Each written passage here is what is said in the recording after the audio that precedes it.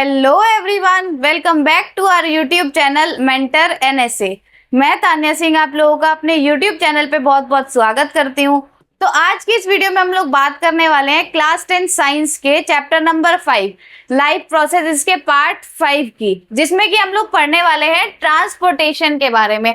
Transportation क्या होता है, हमने इनसे पहली वीडियोस में बात की थी। लाइफ प्रोसेसेस क्या होती है, लाइफ प्रोसेस क्यों जरूरी होती है, then nutrition, autotrophic, heterotrophic nutrition, photosynthesis क्या होता है, फिर हमने पढ़ा डाइजेशन, रेस्पिरेशन, और आज की वीडियो में हम लोग बात करने वाले हैं ट्रांसपोर्टेशन के बारे में। हमारी बॉडी में जितने भी इंपॉर्टेंट मटेरियल होते हैं, इंपॉर्टेंट सब्सटेंस कैसे ट्रांसपोर्ट होते हैं, उसके बारे में बात करेंगे। तो वीडियो शुरू करने से पहले अगर आप हमारे चैनल पे नए हैं तो मेंटर एनएसए को सब्सक्राइब करके उसके बेल आइकन को प्रेस करें। चलिए शुरू करते हैं आज की हमारी वीडियो, जो कि होने वाली है ट्रांसपोर्टेशन के ऊपर।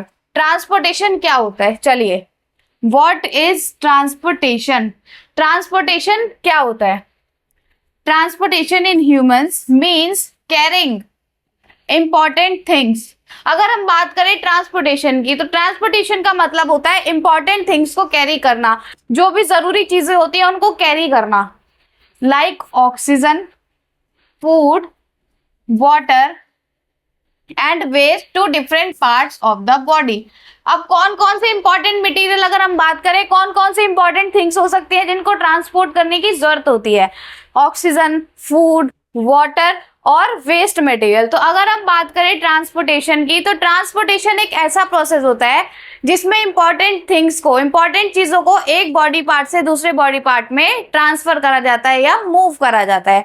अगर हम बात करें ट्रांसपोर्ट भी बोल सकते हैं कि एक जगह से, एक पार्ट से दूसरे पार्ट में ट्रांसपोर्ट करा जाता है, तो उसी को बोला जाता है ट्रांसपोर्टेशन। चलिए आगे बात कर लेते हैं ट्रांसपोर्टेशन इन ह्यूमंस में।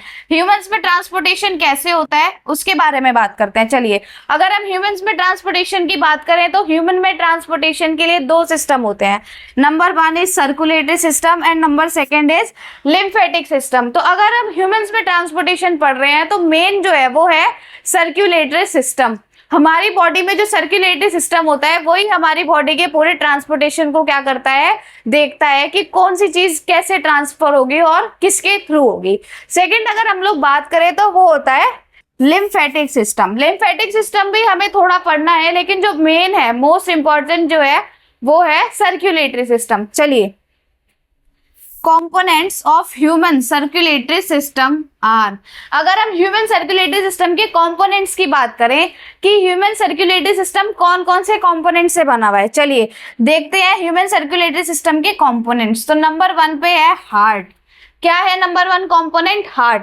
हार्ट के बाद आ जाता है ब्लड, ब्लड के बाद आ जाता है ब्लड वेसल्स। ह्यूमन का जो सर्कुलेटरी सिस्टम है उसके 3 मोस्ट इंपॉर्टेंट कंपोनेंट्स होते हैं, हार्ट, ब्लड और ब्लड वेसल्स। इन्हीं से मिलके ह्यूमन की बॉडी में जो सर्कुलेटरी सिस्टम होता है वो बना हुआ होता है। अगर हम बात करें ब्लड वेसल्स की, तो ब्लड वेसल्स भी 3 टाइप की हैं, आर्टरीज, वेन्स और कैपिलरीज। तो ये हुई हमारी बात ह्यूमन सर्कुलेटरी सिस्टम के कंपोनेंट्स की, कि कौन कौन से कंपोनेंट्स होते हैं। चलिए अब आगे बात कर लेते हैं हम लोग इससे आगे के टॉपिक के बारे में। सबसे पहले हम बात करेंगे main organs of circulatory system. Humans में जो सर्कुलेटरी सिस्टम होता है उसके मेन ऑर्गन्स को देखते हैं एक एक करके। चलिए सबसे पहले अगर हम लोग बात करें तो नंबर 1 पे है हार्ट। क्या है नंबर 1 पे? हार्ट है। देखिए it is a muscular organ. Heart एक मस्कुलर ऑर्गन होता है, मसल से बना हुआ ऑर्गन होता है। कौन से टाइप की मसल्स यूज हुई है हार्ट में? अगर हम बात करें तो कार्डिक मसल से बना होता है हमारा हार्ट। चलिए it is a muscular organ. Heart एक मस्कुलर ऑर्गन होता है दैट पंप्स ब्लड, जो कि ब्लड को पंप करता है टू द होल बॉडी। हमारी पूरी बॉडी में ब्लड को पंप करने का काम कौन करता है? हार्ट करता है। हार्ट एक मस्कुलर ऑर्गन है जो कि हमारी होल बॉडी में क्या करता है? ब्लड को पंप करता है। मतलब अगर हम बात करें हार्ट से दूसरे पार्ट में ब्लड को पंप करता है। चलिए it is about the size of your fist. अगर हम हार्ट के साइज की बात करें तो हमारी फिस्ट के साइज का, एक मुट्ठी के साइज का होता है। And located slightly to the left in your chest. कहाँ पे प्रेजेंट होता है, कहाँ पे लोकेटेड होता है? हमारे चेस्ट के लेफ्ट साइड में लोकेटेड होता है हार्ट। अब हम बात कर लेते हैं सेकेंड कंपोनेंट की, जो कि है ब्लड। क्या है हमारा सेकेंड कंपोनेंट? ब्लड। चलिए बात कर लेते हैं ब्लड के बारे में। Blood is the red liquid that carries oxygen, food and waste.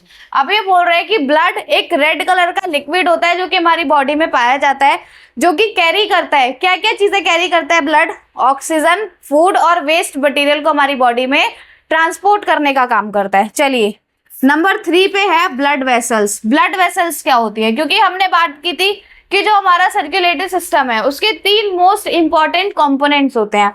Number 1 heart, number 2 blood और नंबर 3 ब्लड वेसल्स। अब बात कर लेते हैं ब्लड वेसल्स के बारे में। चलिए, these are the tubes through which blood flows. अब ये बोल रहे हैं कि जो ब्लड वेसल्स हैं वो ट्यूब्स होती हैं जिनके थ्रू ब्लड हमारी बॉडी में फ्लो करता है।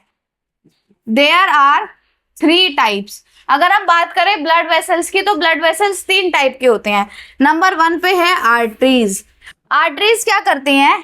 Carry blood away from the heart. Artery क्या करती है? हार्ट से ब्लड लेती हैं और हमारे बॉडी पार्ट्स में कैरी करती हैं। अगर हम बात करें वेन्स की, carry blood towards the heart. अगर हम वेन्स की बात करें तो वेन्स जितने भी हमारी बॉडी सेल्स होते हैं उनसे डीऑक्सीजनेटेड ब्लड लेती है और हार्ट पे लेके जाती है। चलिए नंबर 3 की बात कर लेते हैं, कैपिलरीज, वेरी थिन वेसल्स। अब ये बोल रहे हैं कैपिलरीज बहुत थिन, बहुत पतली वेसल्स होती हैं, बहुत पतली ट्यूब लाइक स्ट्रक्चर होता है। Where exchange of substance happens. Capillaries में क्या होता है? अगर हम बात करें ब्लड कैपिलरीज की तो ये बहुत थिन होती है, बहुत पतली होती है और यहाँ पे एक्सचेंज ऑफ सब्सटेंस होता है, किसी भी चीज का एक्सचेंज होता है, मेनली गैसेस का एक्सचेंज होता है, O2 और CO2 का। चलिए आगे बात कर लेते हैं। अब सबसे पहले हम बात कर लेते हैं जो हमारे मोस्ट इंपॉर्टेंट कंपोनेंट्स हैं उनकी, एक एक करके। तो नंबर 1 पे है द ह्यूमन हार्ट। सबसे पहले हम जो कंपोनेंट पढ़ने वाले हैं वो है ह्यूमन हार्ट। देख सकते हैं ये आप, ह्यूमन हार्ट का पूरा डायग्राम है। पूरे डायग्राम के थ्रू कैसे हार्ट वर्किंग करता है, कैसे हार्ट ब्लड को पंप करता है, वो सब हम लोग सीखने वाले हैं। चलिए सबसे पहले हार्ट की कुछ प्रॉपर्टीज देख लेते हैं। The heart is a muscular organ. ये हमने अभी बात की थी कि हार्ट एक मस्कुलर ऑर्गन होता है, मसल्स का बना हुआ एक ऑर्गन होता है।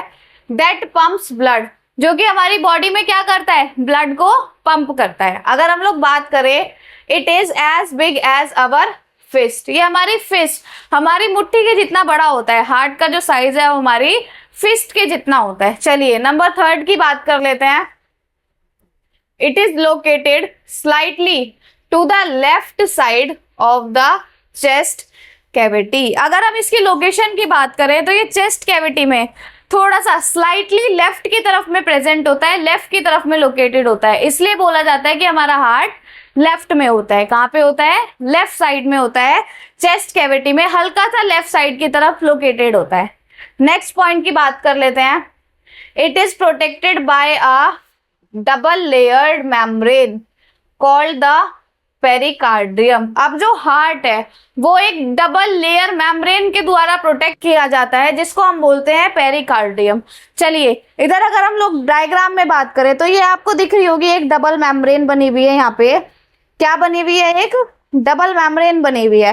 तो ये होती है हमारी पेरिकार्डियम, जो कि हार्ट को क्या करती है? प्रोटेक्ट करने का काम करती है। ये जो डबल मेम्ब्रेन है यहाँ पे, इसको बोलते हैं पेरिकार्डियम, जो कि हार्ट को प्रोटेक्ट करती है। क्या करती है? हार्ट को प्रोटेक्ट करती है। नेक्स्ट पॉइंट की बात करते हैं। It has 4 chambers. हार्ट में 4 चैम्बर्स प्रेजेंट होते हैं। अगर हम बात करें, number 1 is right atrium, right ventricle, उसके बाद है लेफ्ट ऑट्रियम और लेफ्ट वेंट्रिकल। हार्ट में 4 चैम्बर्स प्रेजेंट होते हैं। चलिए फटाफट से इसके चैम्बर्स भी देख लेते हैं, कौन कौन से चैम्बर प्रेजेंट है। देखिए अगर हम बात करें तो ये वाला जो पार्ट है ये है राइट ऑट्रियम। क्या है ये? राइट ऑट्रियम है। राइट साइड में ऊपर की तरफ जो चैम्बर होता है उसको बोलते हैं राइट ऑट्रियम, और राइट साइड में नीचे की तरफ जो चैम्बर होता है उसको बोलते हैं राइट वेंट्रिकल। ऐसी अगर हम बात करें लेफ्ट साइड की, तो लेफ्ट साइड में ऊपर वाला जो पार्ट है उसको बोला जाता है लेफ्ट ऑट्रियम, और लेफ्ट साइड में नीचे वाला जो पार्ट है उसको बोला जाता है लेफ्ट वेंट्रिकल। तो ये हुई हमारी बात हार्ट के 4 चैम्बर्स की। आगे बात कर लेते हैं। अब है हमारा जो हमने हार्ट के 4 चैम्बर्स पढ़े कि हार्ट में 4 चैम्बर होते हैं, right atrium, right ventricle, left atrium या लेफ्ट वेंट्रिकल। अब उनकी फंक्शनिंग की बात कर लेते हैं कि वो क्या क्या फंक्शनिंग करते हैं। सबसे पहले बात करते हैं राइट ऑट्रियम के बारे में। देखिए, receive deoxygenated blood from the body. Right atrium जो है वो बॉडी से डीऑक्सीजनेटेड ब्लड को रिसीव करता है। अगर हम बात करें राइट ऑट्रियम की तो ये बॉडी से डीऑक्सीजनेटेड ब्लड को लाता है हार्ट पे। क्या करता है? डीऑक्सीजनेटेड ब्लड को हार्ट पे लाता है राइट ऑट्रियम। अब बात करते हैं राइट वेंट्रिकल की। राइट वेंट्रिकल क्या करता है? Pumps blood to the lungs through pulmonary artery. Pulmonary artery के थ्रू ये ब्लड को लंग्स पे भेजता है। क्या करता है? पल्मोनरी आर्टरी के थ्रू ये जो हमारा ब्लड है उसको लंग्स पे भेजता है ताकि वो ऑक्सीजनेटेड हो सके। क्या हो सके? ऑक्सीजनेटेड ब्लड हो सके। देखिए, ये जो है राइट वेंट्रिकल, ये पल्मोनरी आर्टरी के थ्रू क्या करता है? ब्लड को लंग्स पे भेजता है। चलिए थर्ड पॉइंट की बात करते हैं जो कि है लेफ्ट ऑट्रियम। लेफ्ट ऑट्रियम की क्या फंक्शनिंग होती है? Receives oxygenated blood from lungs. अगर हम बात करें लेफ्ट ऑट्रियम की तो लेफ्ट ऑट्रियम लंग्स से क्या करता है? लंग से ऑक्सीजनेटेड ब्लड को हार्ट पे लाता है। क्या करता है? लंग से ऑक्सीजनेटेड ब्लड को हार्ट पे लाता है। नेक्स्ट बात करते हैं लेफ्ट वेंट्रिकल की। लेफ्ट वेंट्रिकल क्या करता है? Pumps oxygenated blood to the entire body via aorta. अब जो हमारी लेफ्ट वेंट्रिकल है वो अओर्टा के थ्रू क्या करते हैं? ऑक्सीजनेटेड ब्लड को पूरी बॉडी में सप्लाई करते हैं। लेफ्ट वेंट्रिकल ये जो पार्ट है ये अओर्टा के थ्रू क्या करता है? पूरी बॉडी में ऑक्सीजनेटेड ब्लड को सप्लाई करता है ताकि हमारी बॉडी सेल्स ऑक्सीजन लेके क्या कर सके? प्रॉपर फंक्शनिंग कर सके। अब हम लोग बात कर लेते हैं नेक्स्ट की जो कि है वॉल्व्स इन हार्ट। अगर हम हार्ट में देखें, हार्ट में कुछ वॉल्व्स प्रेजेंट होते हैं। देखिए, जैसे आप लोग यहाँ पे देख सकते हैं हार्ट में अगर मैं वॉल्व्स की बात करूं तो ट्राइकस्पिड वॉल्व, ये जो है इसको बोलते हैं ट्राइकस्पिड वॉल्व। ट्राइकस्पिड वॉल्व यहाँ पे देख सकते हैं मीट्रल वॉल्व है। ऐसे ही कुछ इंपॉर्टेंट वॉल्व प्रेजेंट होते हैं हमारे हार्ट में। उनका क्या काम होता है? ट्राइकस्पिड, ऐसे बाइकस्पिड वॉल्व भी प्रेजेंट होती है। चलिए, prevent back flow of blood. अब ब्लड अगर एक बार एक चैम्बर में एंटर कर गया तो वो वहां से बैक फ्लो ना कर जाए, वापस उसका फ्लो बैक फ्लो ना हो जाए ब्लड का, तो उसको प्रिवेंट करते हैं। क्या करते हैं? ब्लड के बैक फ्लो को रोकते हैं। अगर हम बात करें मेन वॉल्व्स की तो मेन वॉल्व्स होती हैं ट्राइकस्पिड वॉल्व, बाइकस्पिड जिसको मीट्रल वॉल्व भी बोला जाता है, और साथ ही साथ सेमी ल्यूनर वॉल्व्स। ये 3 हमारी वॉल्व्स होती हैं जो हार्ट में प्रेजेंट होती हैं। फंक्शनिंग क्या होती है वॉल्व की? वॉल्व की फंक्शनिंग होती है कि ये ब्लड के बैक फ्लो को रोकता है, ब्लड वापस बैक फ्लो ना हो जाए उसको प्रिवेंट करता है।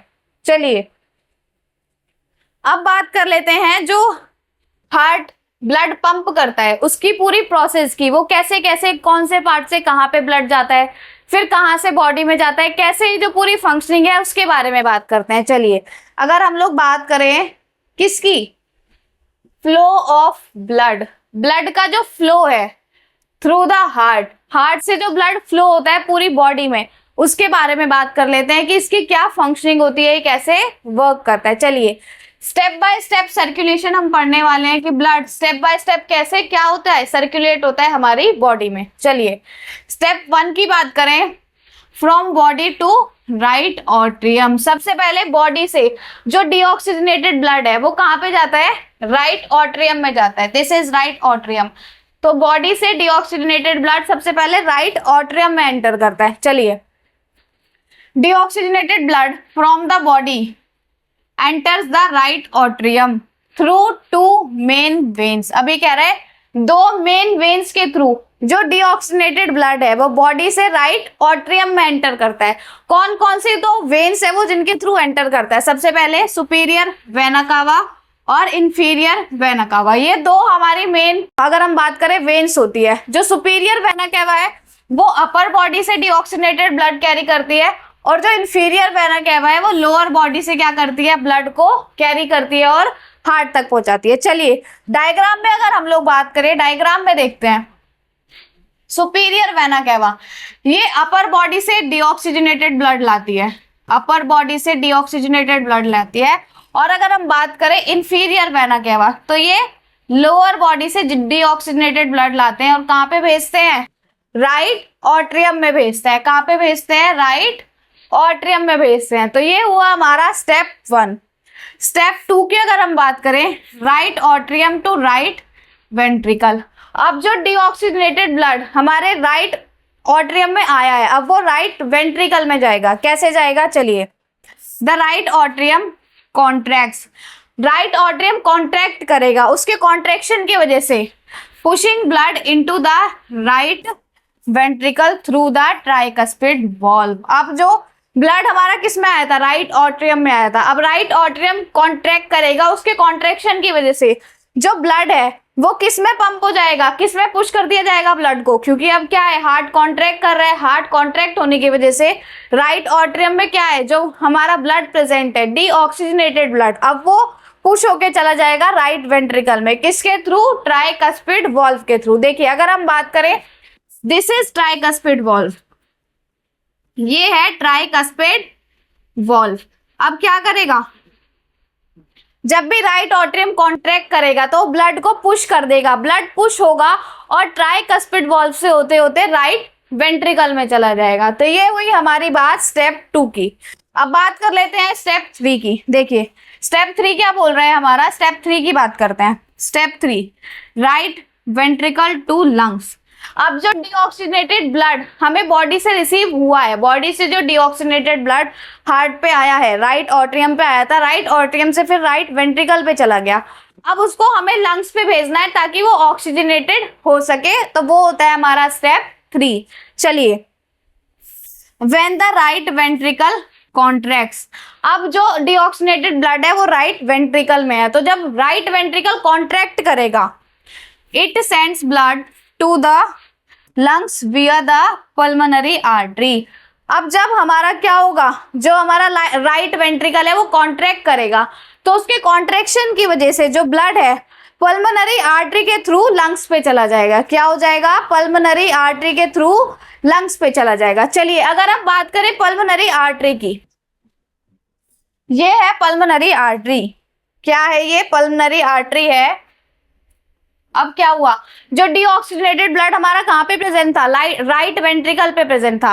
अब हार्ट कॉन्ट्रैक्ट हुआ, हार्ट कॉन्ट्रैक्ट होने की वजह से ब्लड पुश होगा, ब्लड पुश होने के बाद वो पल्मोनरी आर्टरी से हमारे लंग्स पे चला जाएगा। कहाँ चला जाएगा, पल्मोनरी आर्टरी से लंग्स पे चला जाएगा, ताकि वो क्या हो सके, ऑक्सीजनेटेड हो सके। चलिए, the only artery that carries deoxygenated blood. अभी हमने पीछे बात की थी कि जो आर्टरीज होती हैं वो ऐसी ब्लड वेसल्स होती हैं जो कि क्या करती हैं, ऑक्सीजनेटेड ब्लड कैरी करती है। लेकिन अगर हम देखें, पल्मोनरी आर्टरी कैसा ब्लड कैरी कर रही है, डीऑक्सीजनेटेड ब्लड कैरी कर रही है।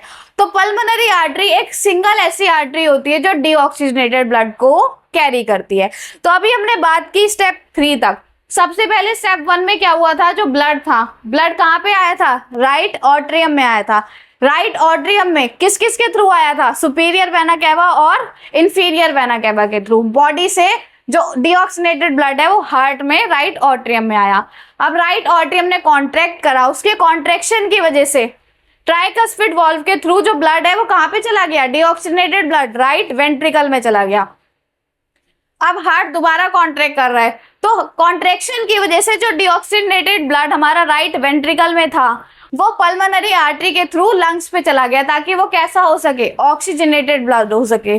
अब हम बात कर लेते हैं नेक्स्ट की। In the lungs blood releases CO2 and pick up oxygen. अब जो हमने ब्लड को लंग्स में भेजा है, लंग्स में जाके क्या होगा, ब्लड जो है CO2 रिलीज कर देगा और ऑक्सीजन को ले लेगा। क्या करेगा, CO2 रिलीज कर देगा और ऑक्सीजन को ले लेगा। अब हम बात करते हैं हमारे स्टेप 4 की। अब जो हमारा ब्लड है वो लंग्स पे गया ऑक्सीजनेटेड होने के लिए, लंग्स पे जाके उसने क्या करा, CO2 रिलीज करी और O2 को पिकअप कर लिया, ले लिया। अब जो हमारा नेक्स्ट स्टेप है, स्टेप नंबर 4, उसके बारे में बात करते हैं। स्टेप 4 क्या होता है, चलिए देखिए फटाफट स्टेप 4 के बारे में बात कर लेते हैं। स्टेप 4 क्या है?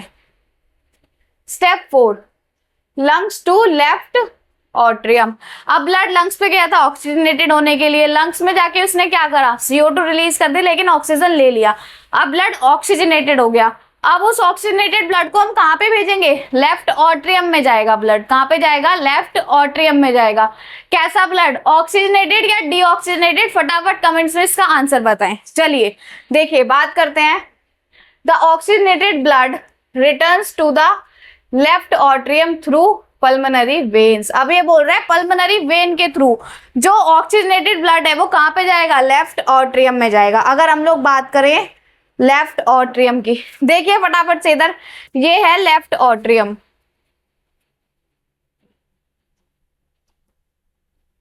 हमारा ब्लड जो है डीऑक्सीजनेटेड ब्लड वो लंग्स पे गया था ऑक्सीजनेटेड होने के लिए। अब उसने ऑक्सीजन ले लिया, तो अब वो क्या करेगा? ब्लड पल्मोनरी वेन्स के थ्रू कहां पे आ जाएगा? वो ब्लड पल्मोनरी वेन्स के थ्रू लेफ्ट ऑट्रियम में आ जाएगा। कैसा blood?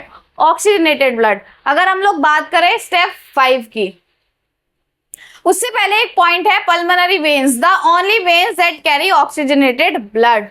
The only when that carry oxygenated blood. हमने बात की थी वेन्स ऐसी ब्लड वेसल्स होती हैं जो कि क्या करती हैं? डीऑक्सीजनेटेड ब्लड कैरी करती हैं। लेकिन अगर हम यहाँ पे बात करें, जो हमारी पल्मोनरी वेन है वो कैसा ब्लड कैरी कर रही है? ऑक्सीजनेटेड ब्लड कैरी कर रही है। तो पल्मोनरी वेन एक सिंगल ऐसी वेन होती है जो कि ऑक्सीजनेटेड ब्लड को कैरी करती है। अब बात कर लेते हैं नेक्स्ट स्टेप की। लेफ्ट ऑट्रियम में आने के बाद ब्लड जो है वो लेफ्ट वेंट्रिकल में जाएगा। The left atrium contracts. अब जो ब्लड है ऑक्सीजनेटेड ब्लड वो कहाँ पे आ चुका है?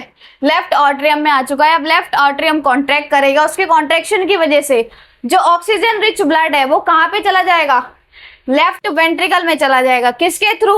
बाइकस्पेड वॉल्व के थ्रू। किसके थ्रू? बाइकस्पेड वॉल्व के थ्रू। देखिए अब जो ब्लड है वो हमारा लेफ्ट ऑट्रियम में है। अब लेफ्ट ऑट्रियम कॉन्ट्रैक्ट करेगा, उसके कॉन्ट्रैक्शन की वजह से जो ब्लड है बाइकस्पेड वॉल्व के थ्रू, किसके थ्रू? बाइकस्पेड वॉल्व के थ्रू जो ऑक्सीजनेटेड ब्लड है वो कहाँ पे आ जाएगा? लेफ्ट वेंट्रिकल पे आ जाएगा। कहाँ पे आ जाएगा? लेफ्ट वेंट्रिकल पे आ जाएगा, लेफ्ट ऑट्रियम से। अगर हम बात करें नेक्स्ट स्टेप की, स्टेप नंबर 6 की, लेफ्ट वेंट्रिकल टू बॉडी। अब जो ब्लड लेफ्ट ऑट्रियम से लेफ्ट वेंट्रिकल पे आया है, अब वो ऑक्सीजनेटेड ब्लड लेफ्ट वेंट्रिकल से बॉडी में जाएगा, पूरी बॉडी जो सेल्स है उनमें ट्रांसफर हो जाएगा। देखिए द लेफ्ट वेंट्रिकल कॉन्ट्रैक्ट्स। अब लेफ्ट वेंट्रिकल में ऑक्सीजनेटेड ब्लड है तो वो क्या करेगा? लेफ्ट वेंट्रिकल कॉन्ट्रैक्ट करेगा। उसके कॉन्ट्रैक्शन की वजह से इतना स्ट्रांगली वो कॉन्ट्रैक्ट करेगा कि उसकी कॉन्ट्रैक्शन की वजह से जो ब्लड है वो पंप हो जाएगा। ऑक्सीजनेटेड ब्लड कहाँ पे पंप हो जाएगा? हमारी एंटायर बॉडी में पंप हो जाएगा थ्रू द अओर्टा। किसके थ्रू? अओर्टा के थ्रू वो जो ऑक्सीजनेटेड ब्लड है वो कहाँ से? लेफ्ट वेंट्रिकल से हमारी बॉडी में ट्रांसपोर्ट हो जाएगा। The largest artery in the body. हमारी बॉडी की जो सबसे लार्जेस्ट आर्टरी होती है वो होती है अओर्टा। अओर्टा एक ऐसी आर्टरी है, लार्जेस्ट आर्टरी हमारी बॉडी में, जो क्या करती है?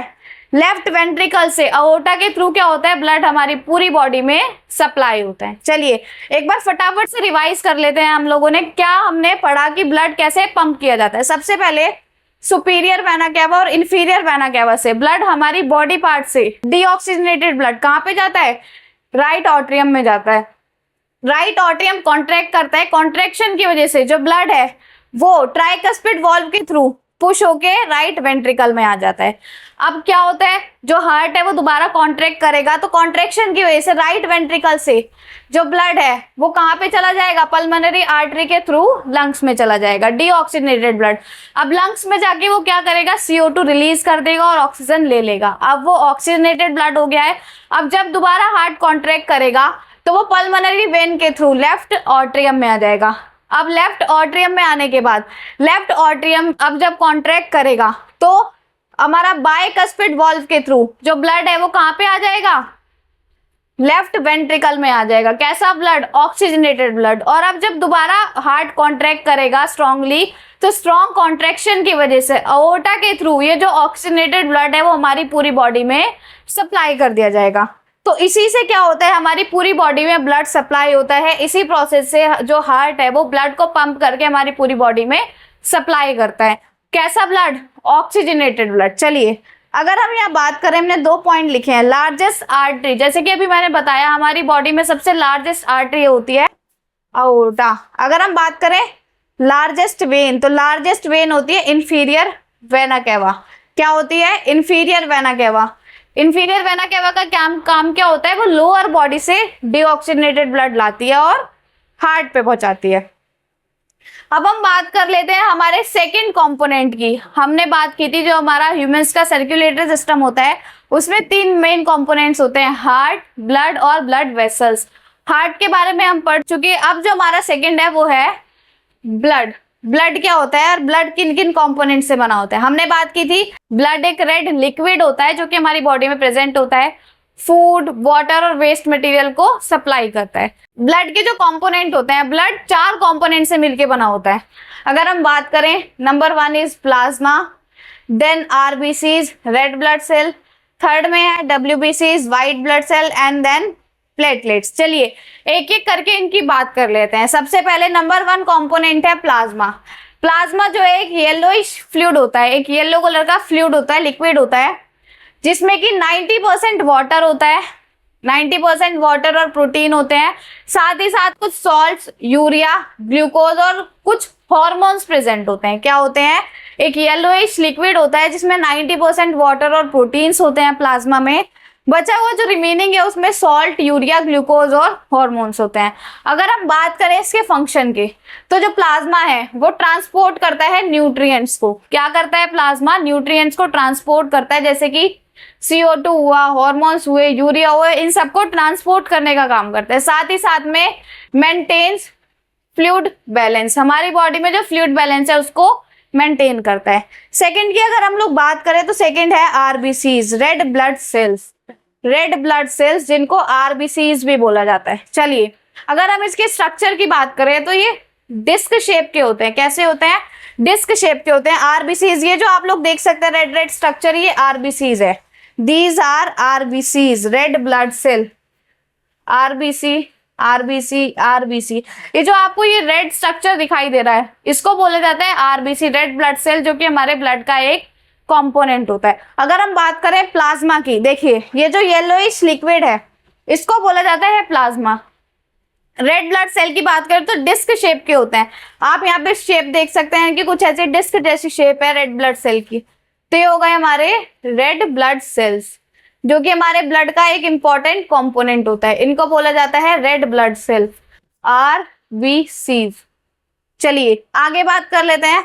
आरबीसीज के अंदर न्यूक्लियस नहीं होता, रेड ब्लड सेल्स के अंदर न्यूक्लियस नहीं होता। कंटेन्स हीमोग्लोबिन, इनमें हीमोग्लोबिन पाया जाता है। आरबीसीज में एक पिगमेंट पाया जाता है haemoglobin, iron rich pigment. Haemoglobin एक रेड कलर का पिगमेंट होता है जिसकी वजह से हमारा ब्लड रेड दिखाई देता है। ये आयरन रिच पिगमेंट होता है, इसमें आयरन बहुत ज्यादा होता है। अगर हम बात करें आरबीसीज के फंक्शन की, carry oxygen from lungs to tissues, lungs से ऑक्सीजन लेता है और हमारी बॉडी में जितने भी सेल्स हैं, टिश्यूज हैं, उन पे ट्रांसपोर्ट करता है। Carry some CO2 back to lungs, हमारी बॉडी में, हम बॉडी सेल्स में जितनी भी CO2 प्रेजेंट है उसको लेता है और कहाँ पे पहुंचाता है? लंग्स पे पहुंचाता है, ताकि वो CO2 क्या है, हम एक्सेल कर सकें। चलिए थर्ड की बात कर लेते हैं। थर्ड जो है WBCs, जिनको हम बोलते हैं व्हाइट ब्लड सेल्स, WBCs। अगर हम लोग डायग्राम में बात करें तो ये जो आपको स्ट्रक्चर दिखाई दे रहा है ये है WBCs, व्हाइट ब्लड सेल। क्या बोलते हैं इनको? व्हाइट ब्लड सेल्स बोलते हैं। चलिए कैसे होते हैं? कलरलेस होते हैं, इनका कोई कलर नहीं होता। इनमें न्यूक्लियस होता है। आरबीसीज में न्यूक्लियस नहीं होता, लेकिन WBCs में न्यूक्लियस होता है। अगर हम बात करें एमीबॉइड शेप, कैसी शेप के होते हैं? एमीबॉइड शेप के होते हैं। देखिए जैसे आप यहाँ पे इनकी शेप देख सकते हैं, ये इनकी शेप होती है। Larger but fewer than RBCs, RBCs से बड़े होते हैं, साइज में बड़े होते हैं, लार्ज होते हैं, लेकिन नंबर में, काउंट में आरबीसीज से कम होते हैं। अगर हम बात करें व्हाइट ब्लड सेल के फंक्शंस की, फाइट इन्फेक्शन, इन्फेक्शन से फाइट करते हैं। अगर हमारी बॉडी में कोई इन्फेक्शन हो जाता है तो उससे फाइट करते हैं। प्रोड्यूस एंटीबॉडीज, हमारी बॉडी में एंटीबॉडीज बनाने का काम करते हैं, एंटीबॉडीज प्रोड्यूस करते हैं। अगर हम बात करें पार्ट ऑफ इम्यून सिस्टम, और हमारे इम्यून सिस्टम का एक इंपॉर्टेंट पार्ट होते हैं कौन, WBCs, व्हाइट ब्लड सेल्स। अब हम बात करते हैं हमारे ब्लड के नेक्स्ट कंपोनेंट की, जो कि है प्लेटलेट्स। चलिए फटाफट से डायग्राम में देख लेते हैं प्लेटलेट्स कहाँ पे है हमारी, प्लेटलेट, दिस इज प्लेटलेट्स। ये जो आपको दिखाई दे रही है ये गोल्डनिश येलो सा जो स्ट्रक्चर है इनको प्लेटलेट्स बोला जाता है। चलिए थ्रोम्बोसाइट्स भी बोला जाता है इनको, क्या बोला जाता है, थ्रोम्बोसाइट्स भी बोला जाता है। वेरी स्मॉल, बहुत छोटे होते हैं। इर्रेगुलर, इनका कोई रेगुलर स्ट्रक्चर नहीं होता, इर्रेगुलर स्ट्रक्चर होता है। इर्रेगुलर फ्रेगमेंट्स भी बोल सकते हैं, इर्रेगुलर फ्रेगमेंट्स होते हैं, इर्रेगुलर छोटे छोटे फ्रेगमेंट्स होते हैं। नो न्यूक्लियस, इनमें भी न्यूक्लियस नहीं होता। जैसे हमने बात की थी आरबीसीज में न्यूक्लियस नहीं होता, तो प्लेटलेट्स में भी न्यूक्लियस नहीं होता। प्लेटलेट्स को थ्रोम्बोसाइट्स के नाम से भी जाना जाता है। अगर हम इसके फंक्शन की बात करें, help in blood clotting, blood clotting में हेल्प करता है। जब भी हमें चोट लग जाती है तो एक्सेसिव ब्लड लॉस ना हो जाए, ज्यादा हमारी बॉडी से ब्लड का लॉस ना हो जाए, ब्लड ज्यादा ना निकल जाए, तो ब्लड क्लोटिंग में हेल्प करता है, ब्लड को क्लोट करता है। नेक्स्ट बात करें, prevent excessive blood loss from wounds. जब भी कोई चोट लग जाती है, कोई घाव है, तो उसमें से ज्यादा ब्लड लॉस ना हो जाए, उससे प्रिवेंट करता है, उससे बचाता है। तो ये हुई हमारी बात सर्कुलेटरी सिस्टम के सेकेंड कंपोनेंट ब्लड की। अब हम लोग आगे बात करने वाले हैं जो हमारा थर्ड कंपोनेंट है। क्या है थर्ड कंपोनेंट, ब्लड वेसल्स। हमने बात की थी ब्लड वेसल्स हमारे सर्कुलेटरी सिस्टम में 3 टाइप्स की होती हैं, कौन कौन सी, अगर हम बात करें आर्टरीज, वेन्स और कैपिलरीज। फटाफट से इनके बारे में पढ़ लेते हैं। आर्टरीज का फंक्शन क्या होता है, वेन्स क्या काम करती हैं और कैपिलरीज का क्या काम होता है। चलिए देख लेते हैं हमारी ब्लड वेसल्स के बारे में। अगर हम बात करें, नंबर 1 पे है आर्टरीज, फिर है वेन्स एंड देन कैपिलरीज। सबसे पहले बात कर लेते हैं आर्टरीज के बारे में। आर्टरीज का फंक्शन क्या होता है, carry blood away from the heart, heart से ब्लड को लेके जाती हैं, हार्ट से ब्लड को कैरी करने का काम करती हैं आर्टरीज। कैसा ब्लड कैरी करेगी हार्ट से, ऑक्सीजनेटेड ब्लड। चलिए टाइप ऑफ ब्लड, कैसा ब्लड कैरी करती है, ऑक्सीजनेटेड ब्लड कैरी करती है, एक्सेप्ट पल्मोनरी आर्टरी। अभी हमने हार्ट की फंक्शनिंग पढ़ी तो हमने उसमें बात की थी कि पल्मोनरी आर्टरी एकमात्र ऐसी आर्टरी है जो कि क्या करती है, डीऑक्सीजनेटेड ब्लड कैरी करती है, वरना सारी आर्टरीज ऑक्सीजनेटेड ब्लड कैरी करती है। चलिए अगर हम बात करें इसकी थिकनेस की, कि कितनी थिकनेस होती है, मतलब थिक होती है या थिन होती है, तो जो आर्टरीज हैं वो थिक होती हैं और इलास्टिक होती हैं। क्या होती हैं, थिक होती हैं और इलास्टिक होती हैं। बात करें फंक्शन की, carry blood away from the heart, जो ब्लड होता है उसको हार्ट से कैरी करती हैं। चलिए टाइप ऑफ ब्लड की बात करें तो ये ऑक्सीजनेटेड ब्लड कैरी करती है। सिर्फ एक ऐसी आर्टरी होती है जो डीऑक्सीजनेटेड कैरी करती है, इसको बोलते हैं पल्मोनरी आर्टरी। थिकनेस की बात करें तो थिक होती है और इलास्टिक होती है, सेम चीज हो गई है। आगे बात कर लेते हैं वेन्स के बारे में कि वेन्स क्या होती है, वेन्स क्या फंक्शनिंग करते हैं। चलिए वेन्स क्या होती है, एक तरह की ब्लड वेसल्स है जो कि हमारी बॉडी में पाई जाती हैं। वेन्स की बात करते हैं, कैसा ब्लड कैरी करती है, ये carry blood towards the heart. अब ये हार्ट पे ब्लड लेके जाती है, तो बॉडी पार्ट से हार्ट पे ब्लड लेके जा रही है, तो कैसा ब्लड लेके जाएगी, डी ऑक्सीजनेटेड ब्लड। कैसा blood, D oxygenated blood carry करती है वेन्स, हमारी बॉडी से हार्ट पे पहुंचाती है। टाइप ऑफ ब्लड क्या है, डीऑक्सीजनेटेड ब्लड कैरी करती है। अगर हम बात करें पल्मोनरी वेन, एकमात्र ऐसी वेन है जो ऑक्सीजनेटेड ब्लड कैरी करती है, वरना सारी वेन्स डीऑक्सीजनेटेड ब्लड कैरी करती हैं। अगर हम बात करें वॉल की थिकनेस की, तो जो वेन्स है वो बहुत ज्यादा थिन होती हैं, पतली होती हैं, और उनमें इलास्टिसिटी भी बहुत ज्यादा कम होती है, लेस इलास्टिक होती है। अब हम लोग बात कर लेते हैं कैपिलरीज के बारे में। कैपिलरीज जो हमारी थर्ड टाइप ऑफ क्या होती है, ब्लड वेसल होती है। चलिए capillaries connect arteries to veins. Capillaries क्या करती है, आर्टरीज को और वेन्स को कनेक्ट करती है। आप यहाँ पे देख सकते हैं ये हमारी कैपिलरीज है, जो ये रेड वाला पार्ट है ये आर्टरीज है, और जो ब्लू वाला पार्ट है वो वेन है। तो आर्टरी और वेन को जो कनेक्ट कर रही है, जहाँ पे कनेक्ट हो रही है, उनको बोला जाता है कैपिलरीज। क्या बोला जाता है, कैपिलरीज बोला जाता है। अगर हम बात करें कैसे टाइप के ब्लड को ये सर्कुलेट करती है, कैरी करती है, बोथ टाइप, दोनों टाइप के ब्लड को ये कैरी करती है, ऑक्सीजनेटेड भी और डीऑक्सीजनेटेड भी। यहाँ पे जो है एक्सचेंज होता है, क्या होता है, गैसेस का एक्सचेंज होता है या फिर ब्लड का एक्सचेंज हम बोल सकते हैं। इसकी थिकनेस की बात करें तो ये 1 सेल थिक होती है। क्या होती है? 1 सेल थिक होती है, मतलब बहुत ज्यादा थिन होती है, वेरी थिन होती है, बहुत ज्यादा थिन होती है। तो ये हुई हमारी बात ब्लड वेसल्स की। अगर हम लोग बात करें नेक्स्ट 3 पॉइंट्स, ये 3 पॉइंट सेम ही है, ठीक है। तो ये हुई हमारी बात ब्लड वेसल्स के बारे में। ब्लड वेसल्स कितने टाइप की होती है और उनकी क्या फंक्शनिंग होती है। अब आगे बात कर लेते हैं फटाफट से। डबल सर्कुलेशन एक टर्म आती है। डबल सर्कुलेशन क्या होता है? डबल सर्कुलेशन के बारे में जानते हैं। चलिए, double circulation. Humans have a double circulation system. Humans में डबल सर्कुलेशन सिस्टम होता है। डबल सर्कुलेशन क्या होता है? Meaning blood passes through the heart twice in 1 complete cycle. Double circulation का मतलब होता है कि एक कंप्लीट साइकिल में जो ब्लड है वो हार्ट पे 2 बार जाएगा। क्या होगा? हार्ट से ब्लड 2 बार पास होगा एक कंप्लीट साइकिल में। Blood passes through the heart twice in 1 complete cycle. एक कंप्लीट साइकिल में जो ब्लड है वो हार्ट से ट्वाइस 2 बार पास होगा, उसको बोलते हैं डबल सर्कुलेशन।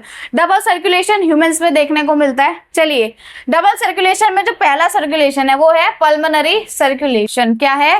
Pulmonary circulation. जो नंबर 1 है पल्मोनरी सर्कुलेशन, क्योंकि हम बात करें डबल सर्कुलेशन की, 2 बार सर्कुलेशन होता है। फर्स्ट पे होता है पल्मोनरी सर्कुलेशन, फिर होता है सिस्टमैटिक सर्कुलेशन। देखिए, पल्मोनरी सर्कुलेशन में क्या होता है? राइट वेंट्रिकल से लंग्स पे जाता है और फिर वापस लेफ्ट ऑट्रियम में आता है। कहां से? राइट वेंट्रिकल से। अगर हम लोग बात करें राइट वेंट्रिकल से कहां पे जाता है? लंग्स पे जाता है। राइट वेंट्रिकल से लंग्स पे जाता है ताकि वो क्या हो सके? डीऑक्सीजनेटेड ब्लड ऑक्सीजनेटेड हो सके। And back to left atrium, और फिर वो जो ऑक्सीजनेटेड ब्लड है वो कहां पे आ जाता है? लेफ्ट ऑट्रियम में वापस आ जाता है। कहां पे आ जाता है? लेफ्ट ऑट्रियम में वापस आ जाता है। सेकेंड की बात करें, blood picks up oxygen and releases CO2। जो हमारी फर्स्ट सर्कुलेशन होती है उसमें ब्लड क्या करता है? CO2 को रिलीज करता है और ऑक्सीजन को पिकअप करता है, ऑक्सीजन को लेता है और CO2 को रिलीज करता है। अगर हम बात करें सेकेंड हाफ में, जो हमारी डबल सर्कुलेशन का सेकेंड हाफ है, मतलब जो सेकेंड सर्कुलेशन है सिस्टमैटिक सर्कुलेशन, उसमें क्या होता है? From left ventricle to body.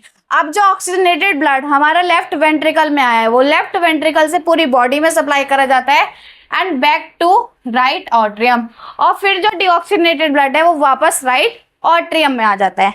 अगर हम बात करें supplies oxygen and nutrient to all body cells, इसमें क्या होता है? जो हमारा सेकेंड स्टेप है, या फिर अगर हम बात करें जो सेकेंड सर्कुलेशन है, उसमें ऑक्सीजन और जितने भी न्यूट्रिएंट्स हैं उनको बॉडी सेल्स में ट्रांसफर करा जाता है, बॉडी सेल्स में सप्लाई करा जाता है। तो ये हुई हमारी बात डबल सर्कुलेशन की। चलिए, double circulation maintains the complete separation of oxygenated and deoxygenated blood. Double circulation क्या करता है? जो ऑक्सीजनेटेड और डीऑक्सीजनेटेड ब्लड है वो मिक्स ना हो जाए, तो उसके सेपरेशन का काम करता है, उनको कंप्लीटली सेपरेट करके रखता है, अलग अलग रखता है, making oxygen supply more efficient, ताकि जो ऑक्सीजन सप्लाई है वो हमारी बॉडी में अच्छे से हो पाए, एफिशिएंटली हो पाए। तो ये हुई हमारी बात डबल सर्कुलेशन की। किसकी? डबल सर्कुलेशन की। चलिए, अगर वीडियो पसंद आ रही है तो फटाफट से जाके वीडियो को लाइक करें और अपने दोस्तों तक जल्दी जल्दी पहुंचाएं ताकि वो भी ये सारी चीजें पढ़ सके। चलिए, अब हमने बात की थी ह्यूमंस में जो ट्रांसपोर्टेशन होता है वो 2 सिस्टम से होता है, सर्कुलेटरी सिस्टम और लिम्फेटिक सिस्टम। तो अब हम लोग बात कर लेते हैं लिम्फ की। लिम्फ क्या होता है? चलिए देख लेते हैं फटाफट से लिम्फ क्या होता है। Lymph is a pale yellow fluid. ये एक पेल येलो कलर का फ्लूइड होता है, पेल येलो लिक्विड होता है, that is formed from blood plasma. किससे बनता है? ब्लड प्लाज्मा से बनता है। Blood plasma leaking out of capillaries into the space between cells. कैसे बनता है लिम्फ? लिम्फ जो है, जब ब्लड प्लाज्मा क्या होता है? कैपिलरीज से लीक हो जाता है। ब्लड प्लाज्मा जब कैपिलरीज से लीक हो जाता है, सेल्स के बीच में जो स्पेस प्रेजेंट है वहां पे, तो उससे हमारा क्या बनता है? लिम्फ बनता है, जो कि क्या होता है? एक पेल येलो कलर का फ्लूइड या पेल येलो कलर का लिक्विड होता है। हम लोग बात करें, इट कंटेन्स WBCs। क्या होते हैं इसके अंदर? WBCs व्हाइट ब्लड सेल्स होते हैं, specially lymphocytes, but no RBCs। Lymph में WBCs होते हैं, RBCs नहीं होते। Lymph flows through lymph vessels and its filter by lymph nodes। अगर हम बात करें lymph की, तो lymph जो है वो lymph vessels के थ्रू फ्लो करता है और lymph nodes के थ्रू क्या होता है, फिल्टर्ड होता है। lymph node के थ्रू फिल्टर्ड होके lymph vessels से फ्लो करता है lymph।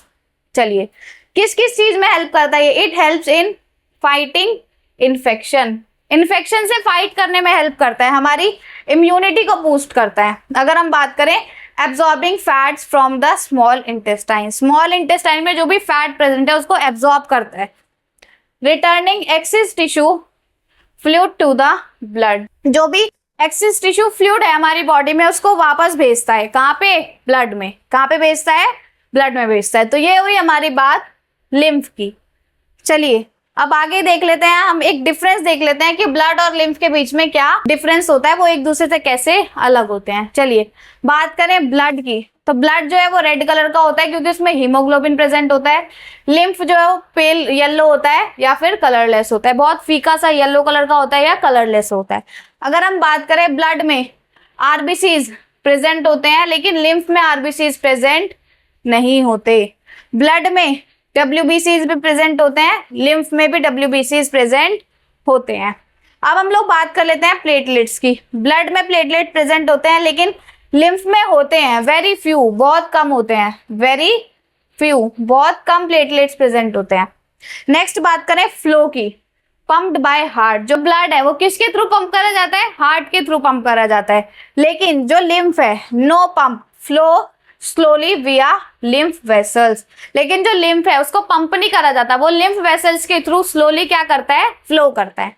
अगर बात करें फंक्शन की, तो ब्लड क्या करता है? Transport gases, food and water. Blood जो ब्लड है वो क्या करता है हमारी बॉडी में? गैसेस, फूड और वेस्ट को ट्रांसफर करता है, ट्रांसपोर्ट करता है। लेकिन लिम्फ हमारी इम्यूनिटी को बूस्ट करता है, फैट को एब्जॉर्ब करता है और साथ ही रिटर्न्स फ्लूइड को रिटर्न करता है, फ्लूइड को वापस पहुंचाता है।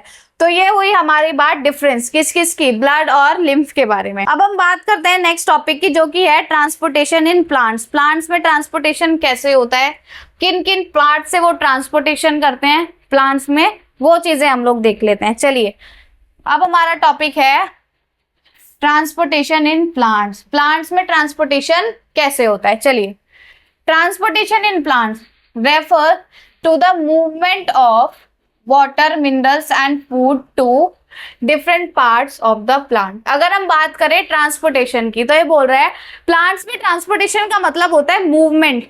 किस चीज की मूवमेंट? वाटर, मिनरल्स और फूड की मूवमेंट डिफरेंट पार्ट्स में प्लांट के। तो जब भी अगर हम ट्रांसपोर्टेशन की बात करें, तो प्लांट्स में अगर ट्रांसपोर्टेशन टर्म यूज करी गई है तो वो यूज करी गई है किसके लिए? मूवमेंट के लिए। वाटर, मिनरल या फूड का जो मूवमेंट होता है डिफरेंट पार्ट्स में प्लांट के, उसी को ट्रांसपोर्टेशन बोला जाता है। चलिए, this process is essential for the survival, growth and development of the plant.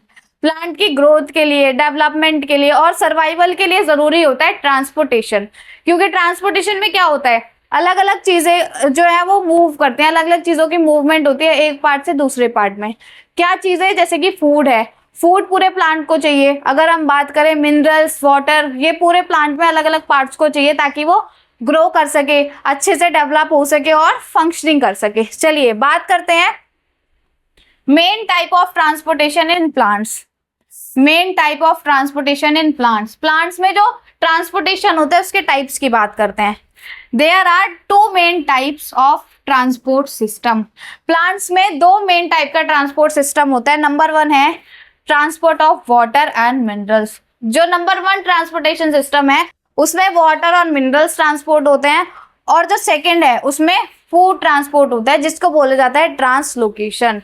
अगर हम बात करें ट्रांसपोर्टेशन सिस्टम की प्लांट्स में, तो दो टाइप का होता है। नंबर वन में वाटर और मिनरल्स ट्रांसपोर्ट होते हैं और नंबर टू में फूड ट्रांसपोर्ट होता है। चलिए सबसे पहले बात कर लेते हैं ट्रांसपोर्ट ऑफ वाटर और मिनरल्स की। वाटर और मिनरल्स प्लांट में कैसे ट्रांसफर होते हैं, कैसे ट्रांसपोर्ट होते हैं। चलिए, water and minerals are absorbed from the soil by the root hairs. Soil के अंदर जितने भी वाटर और मिनरल्स हैं वो उनको कौन एब्जॉर्ब करता है? रूट हेयर्स एब्जॉर्ब करते हैं। Water and minerals are absorb from the soil by the root hairs. Soil के अंदर जितने भी वाटर या मिनरल्स प्रेजेंट है, रूट हेयर उनको एब्जॉर्ब कर लेते हैं। अगर हम बात करें ये सॉइल है, सॉइल के अंदर जितने भी वाटर्स और मिनरल्स प्रेजेंट है उनको ये रूट हेयर्स क्या कर लेते हैं, यहाँ से रूट हेयर सॉइल और मिनरल को एब्जॉर्ब कर लेते हैं। उसके बाद from the roots they move upward to the stem and leaves through xylem. उसके बाद अब रूट से उन्हें हमें ऊपर ट्रांसपोर्ट करना है, जो लीव्स हैं, जो स्टेम्स हैं, स्टेम में करना है, लीव्स में ट्रांसपोर्ट करना है वाटर और मिनरल्स को। तो वो किसके थ्रू होते हैं, जाइलम के थ्रू होते हैं। किसके थ्रू होते हैं, जाइलम के थ्रू होते हैं।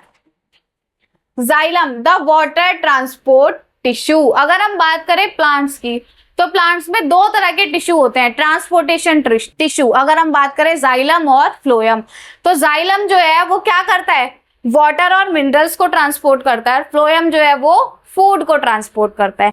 तो सबसे पहले सॉइल के अंदर जितने भी वाटर और मिनरल्स हैं उनको क्या करेंगे, रूट हेयर एब्जॉर्ब करेंगे। एब्जॉर्ब होने के बाद जाइलम के थ्रू वो क्या होंगे, ट्रांसपोर्ट करे जाएंगे लीव्स और स्टेम में या डिफरेंट पार्ट्स में। चलिए जाइलम की बात कर लेते हैं।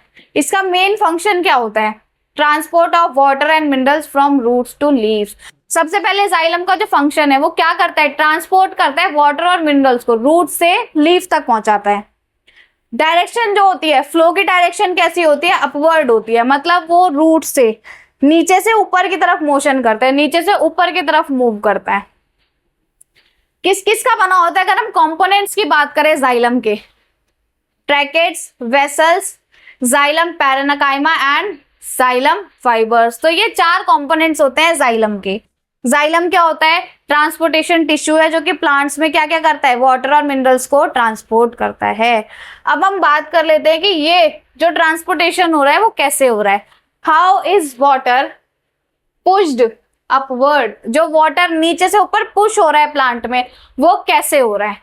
तो इसमें दो प्रोसेसेस होती है, two processes help in this. इसमें दो प्रोसेसेस हेल्प करती हैं। नंबर 1 में है root pressure.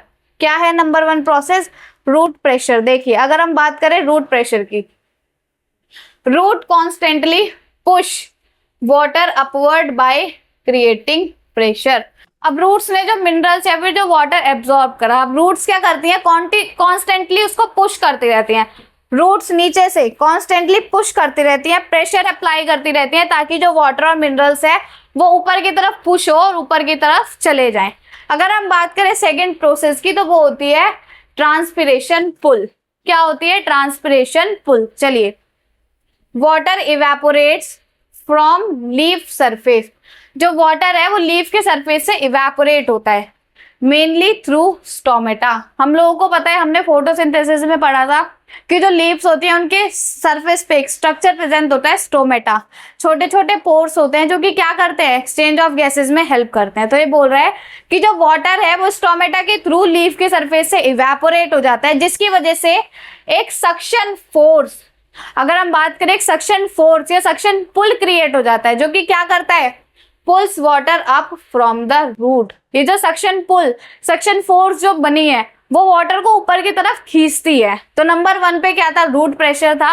Root pressure constantly apply करती रहती है ताकि वाटर ऊपर पुश होता रहे। और जो सेकंड है वो है ट्रांसपिरेशन पुल। वाटर क्या होता है, लीफ के सरफेस से स्टोमेटा के थ्रू इवेपोरेट हो जाता है, जिसकी वजह से एक सक्शन पुल या फिर अगर हम बात करें एक सक्शन फोर्स क्रिएट होती है, जो कि वाटर को ऊपर खींचती है, वाटर को ऊपर पुल करती है। तो ये हुई हमारी बात, कैसे वाटर अपवर्ड क्या करता है, ट्रांसपोर्ट करता है प्लांट्स में। ट्रांसपिरेशन की बात करते हैं। ट्रांसपिरेशन क्या होता है, transpiration is the loss of water in the form of vapours from aerial parts of the plant. Transpiration एक ऐसा प्रोसेस होता है जिसमें लॉस ऑफ वाटर होता है, जो एक्सेसिव वाटर होता है वो क्या हो जाता है, लॉस हो जाता है, प्लांट से निकल जाता है वेपर्स की फॉर्म में। कहाँ से, जो प्लांट्स के एरियल पार्ट्स होते हैं वहां से। तो अगर हम लोग बात करें, ये है हमारा जाइलम। क्या है ये, जाइलम है। जाइलम क्या करता है, वाटर और मिनरल्स को ट्रांसफर करता है, वाटर और मिनरल्स को ट्रांसपोर्ट करता है। तो इसका जो डायरेक्शन है वो ओनली अपवर्ड है। ये क्या करेगा, अगर हम बात करें, ये जो दिखाई दे रहे हैं वाटर और मिनरल्स के, वाटर और मिनरल्स हैं, ये जो वन वे फ्लो हो रहा है, सिर्फ नीचे से ऊपर की तरफ जा रहे हैं और ये क्या हो रहे हैं, वाटर और मिनरल्स ट्रांसफर हो रहे हैं। चलिए अब बात करते हैं नेक्स्ट की, ट्रांसपोर्ट ऑफ फूड। प्लांट्स में फूड कैसे ट्रांसपोर्ट होता है, हमने बात की फूड जो है वो एक टिश्यू के द्वारा ट्रांसपोर्ट किया जाता है जिसको बोलते हैं फ्लोएम। चलिए, food is prepared in the leaves by photosynthesis. हमें पता है, हमने पढ़ा था, क्या पढ़ा था कि जो प्लांट्स है वो अपना खाना बनाते हैं फोटोसिंथेसिस में। फोटोसिंथेसिस से प्लांट्स में भी मेनली लीव्स अपना खाना बनाती हैं। देखिए, this food is transported to other parts. ये जो फूड जो लीव्स ने खाना बनाया फोटोसिंथेसिस से वो अलग अलग पार्ट में ट्रांसपोर्ट होता है। Like root, stem, fruits. कौन कौन से पार्ट्स में लीफ से खाना बना, लीव्स के बाद वो ट्रांसपोर्ट होता है रूट्स में, स्टेम्स में, फ्रूट्स में। किसके थ्रू? Through phloem. फ्लोएम के थ्रू होता है। फ्लोएम क्या है? एक ट्रांसपोर्टेशन टिश्यू है। क्या है फ्लोएम? एक ट्रांसपोर्टेशन टिश्यू है जो कि क्या करता है? फूड को ट्रांसपोर्ट करता है प्लांट्स में। चलिए, phloem the food transport tissue, food को ट्रांसपोर्ट करने वाला टिश्यू है जो कि प्लांट्स में फूड को ट्रांसपोर्ट करता है। अगर हम लोग बात कर रहे हैं एक बार फ्लोएम की, देखिए मेन फंक्शन क्या होता है इसका? फूड को ट्रांसपोर्ट करता है। फूड में भी शुगर को ट्रांसपोर्ट करता है लीफ से अदर पार्ट में। फ्लो की डायरेक्शन क्या होती है अगर हम बात करें? अपवर्ड भी होती है और डाउनवर्ड भी होते हैं, बाय डायरेक्शनल होता है। फ्लोएम में अपवर्ड भी होती है और डाउनवर्ड भी होती है फ्लो की डायरेक्शन। अपवर्ड भी होते हैं, अपवर्ड भी क्या करता है? ट्रांसफर करता है, ट्रांसपोर्ट करता है, और डाउनवर्ड भी करता है। तो बाय डायरेक्शनल होता है। किस किस का बना होता है? Sieve tubes, companion cells, phloem parenchyma और फ्लोएम फाइबर्स। तो ये चार मेन कंपोनेंट्स होते हैं किसके? फ्लोएम के। तो ये होता है हमारा फ्लोएम जो कि क्या करता है? प्लांट्स में फूड को ट्रांसपोर्ट करता है।